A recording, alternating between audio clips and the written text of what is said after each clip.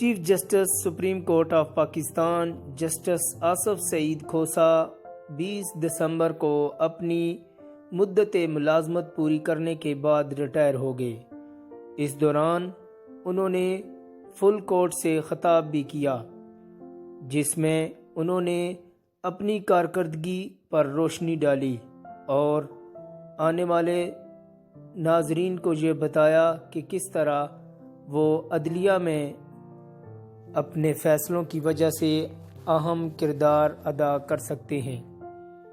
Chief justice Asif Saeed کھوسا پاکستان کے 26ویں chief justice رہے ہیں۔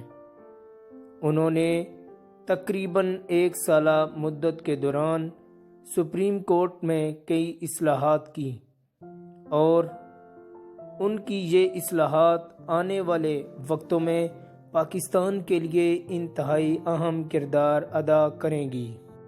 چیف جسٹس آصف سعید کھوسا ایک انتہائی سادہ طبیعت کے انسان تھے۔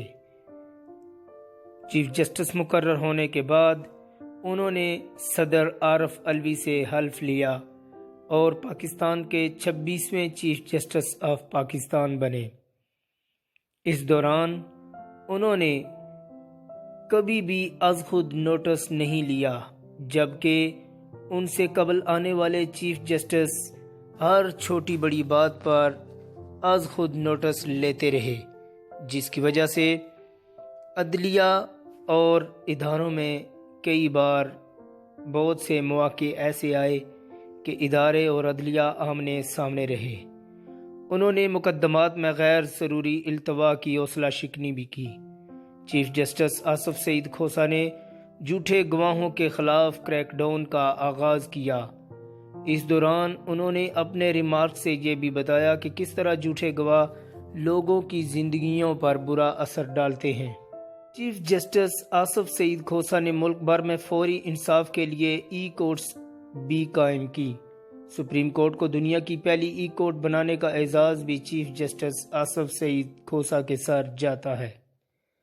آصف سعید کھوسا نے سپریم کورٹ میں فوجداری مقدمات میں 25 سالہ پرانی زیر التوا اپیلیں بھی نمٹائیں۔ آصف سعید کھوسا وہ واحد جج تھے جو مقدمات کو التوا میں ڈالنے کے سخت خلاف تھے۔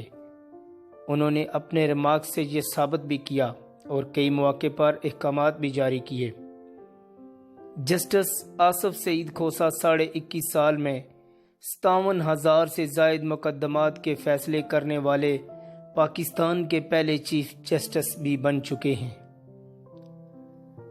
جسٹس آصف سعید کھوسا 21 سال 6 ماہ 28 دن عدلیہ کا حصہ رہے اور انہوں نے کئی اہم مقدمات کے فیصلے سنائے۔ ان کے فیصلے کسی تعصب سے بالاتر غیر جانبدار نظر آتے ہیں۔ جسٹس آصف سعید کھوسا نے آج سپریم کورٹ میں اپنا آخری دن گزارا۔ دوستو، اگر آپ کو ہماری ویڈیوز اچھی لگیں تو ہمارے چینل کو سبسکرائب کریں اور اس ویڈیو کو شیئر کریں۔